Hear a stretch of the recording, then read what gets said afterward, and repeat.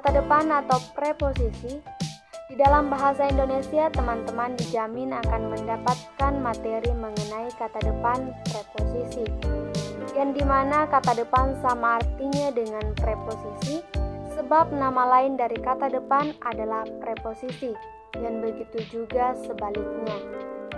Kata depan merupakan materi yang secara khusus membahas mengenai kata depan.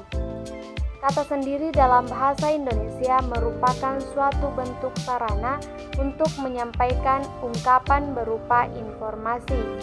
Kata juga bisa diartikan sebagai sarana untuk menyampaikan apa yang ada dalam pikiran seseorang untuk bisa disampaikan lewat lisan maupun tulisan. Secara etimologis, preposisi adalah kata serapan dari bahasa Inggris preposition. Kata preposition berasal dari bahasa Latin praeponere yang merupakan gabungan dari kata prae yang berarti sebelum dan ponere yang berarti menempatkan. Seiring berjalannya waktu, kata praeponere berkembang menjadi praepositio dan diadaptasi ke dalam bahasa Inggris menjadi preposition. Menurut Krida Laksana 1984, preposisi adalah suatu partikel yang umumnya berada di depan nomina dan menghubungkannya dengan kata lain di dalam sebuah ikatan eksosentris. Sedangkan menurut Alwi 1999, preposisi adalah kata depan yang jika ditinjau dari perilaku semestinya berfungsi sebagai penanda berbagai hubungan makna antara konstituen di depan dan di belakang preposisi tersebut. Selanjutnya kita akan menjelaskan tentang jenis-jenis proposisi. Yang pertama, proposisi majemuk. Apa sih itu proposisi majemuk? Proposisi majemuk merupakan proposisi yang terdiri atas satu subjek dan dua predikat, atau bisa juga terdiri atas dua proposisi tunggal. Misalnya, kucing adalah hewan peliharaan sekaligus hewan omnivora. Dalam kurung, subjek kucing, predikat hewan peliharaan dan hewan omnivora.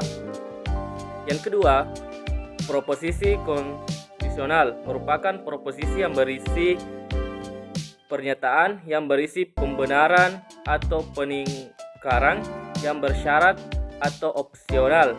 Misalnya, langit akan gelap jika akan terjadi hujan. Dan yang ketiga, proposisi universal merupakan proposisi yang berisi pernyataan suatu hal secara keseluruhan.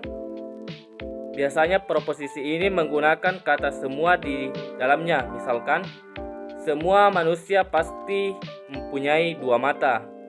Dan yang terakhir atau yang keempat yaitu proposisi kategorial atau kategories, merupakan proposisi yang berisi pernyataan untuk atau menyalahkan secara mutlak.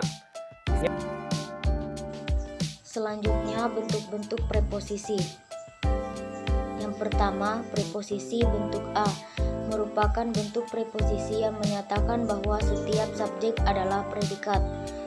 Misalnya, setiap makhluk hidup adalah ciptaan Tuhan.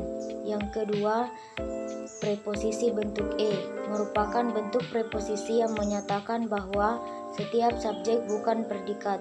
Misalnya, setiap laki-laki bukan perokok aktif. Yang ketiga, preposisi bentuk I merupakan bentuk preposisi yang menyatakan bahwa sebagian subjek adalah predikat. Misalnya, sebagian mahasiswa adalah anak seorang pejabat. Yang terakhir, preposisi bentuk O merupakan bentuk preposisi yang menyatakan bahwa sebagian subjek bukan predikat. Misalnya, sebagian mahasiswa bukan anak seorang pejabat. Adapun ciri-ciri preposisi. Pertama, sukar mengalami perubahan bentuk. Kedua, tidak dapat menduduki fungsi subjek, predikat, atau objek. Ketiga, berfungsi memperluas atau mengadakan transformasi kalimat. Keempat, tidak dapat berdiri sendiri sebagai kalimat. Kelima, umumnya mendahului nomina. Dan keenam, tidak pernah berada di akhir kalimat. Selanjutnya, pengertian term. Term adalah kata atau satu kesatuan kata-kata yang dapat dipergunakan sebagai subjek atau predikat dalam logika. Term merupakan kata yang juga adalah ungkapan fisik dari sebuah pengertian. Term adalah sebuah gabungan dari sejumlah kata atau kalimat yang terdiri dari subjek, predikat, dan kata penghubung. Term adalah kata atau rangkaian kata yang berfungsi sebagai subjek atau predikat dalam suatu keputusan kalimat. Misal, kucing itu tidur. Kata kucing merupakan subjek dan kata tidur merupakan predikatnya. Selanjutnya jenis-jenis term. Yang pertama, term bersahaja dan komposit. Dinamakan term bersahaja yakni apabila term terdiri dari hanya satu kata saja, misalnya manusia, kuda, rumah, dan lain-lain. Yang kedua, term singular, general, dan kolektif. Term singular adalah term yang menunjukkan satu objek saja, misalnya gunung yang tertinggi di Indonesia dan Presiden pertama Republik Indonesia.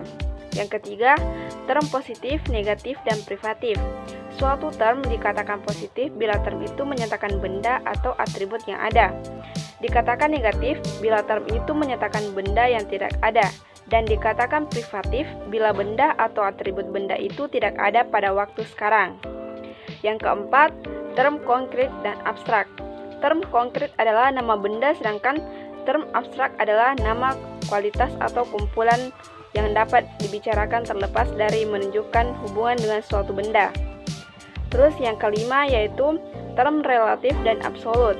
Term relatif adalah term yang tidak pernah dapat dipahami dengan sendirinya dan selalu harus ada hubungannya dengan benda atau kualitas yang lain. Terus yang keenam yaitu term sinonim dan equivok. Term sinonim adalah term yang mengacu pada berbagai benda dengan satu sebutan, sedangkan term equivok adalah term yang mempunyai makna lebih dari satu dan umumnya mempunyai dua makna. Selanjutnya, penalaran. Penalaran juga didefinisikan sebagai proses berpikir dengan menggunakan landasan logika untuk menarik kesimpulan berdasarkan fakta atau premis yang telah dianggap benar. Pengertian penalaran adalah suatu proses berpikir manusia untuk menghubung-hubungkan data atau fakta yang ada sehingga pada satu kesimpulan. Data atau fakta yang akan dinalar itu boleh benar dan boleh tidak benar. Disinilah letak kerjanya penalaran. Orang akan menerima data dan fakta yang benar dan tentu saja akan menolak fakta yang belum jelas kebenarannya. Penalaran induktif, metode penalaran yang bertolak dari peristiwa khusus untuk menentukan hukum umum. Kesimpulan ditarik dari satu atau lebih fakta.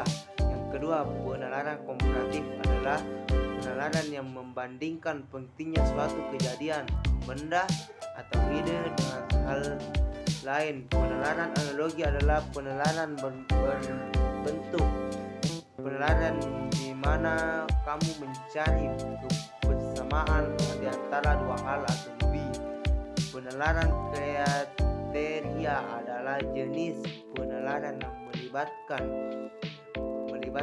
penjelasan seputar spesifikasi sebuah objek.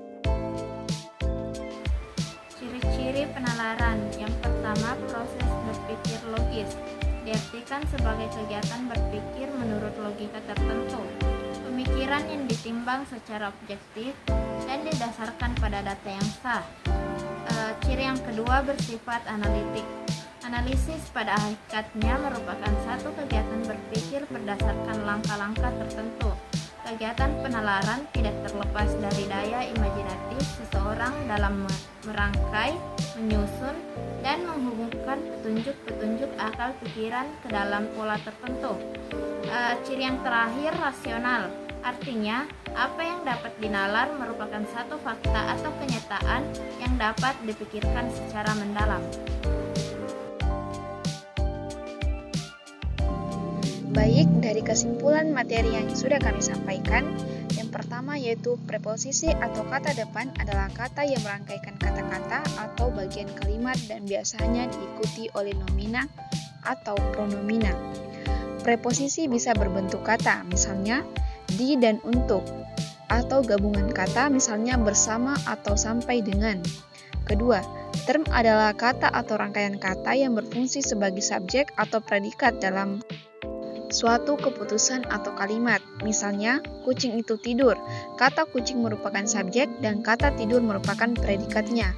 Yang ketiga, penalaran adalah rangkaian kegiatan yang berkapasitas secara sadar menerapkan ilmu mantik untuk mencapai suatu kesimpulan dari satu atau lebih keputusan untuk mendapat pendapat yang telah diketahui sehingga dapat mengambil keputusan.